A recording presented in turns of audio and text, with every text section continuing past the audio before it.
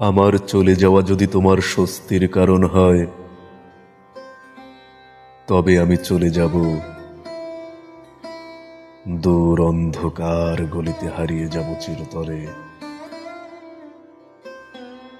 তবু যদি তোমায় একটু শান্তি দিতে পারি, সেইটুকুই হবে আমার জীবনের সবচেয়ে বড় সফলতা।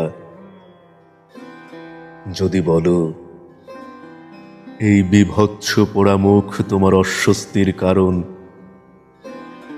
যদি বলো এ মুখের ভালোবাসার ডাক তোমাকে পীড়া দেয়,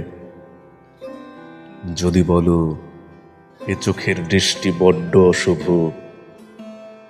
তবে তাই হোক, তুমি যা চাও। এ কালো হাত তোমাকে আর কখনো স্পর্শ করবে না, এই পদধ্বনি তোমার উঠোনে শুনবে না আর কখনো। আমি চলে যাই, শুধু বলে যাই, ভালো থেকো তুমি, ভালো থেকো প্রিয়তম।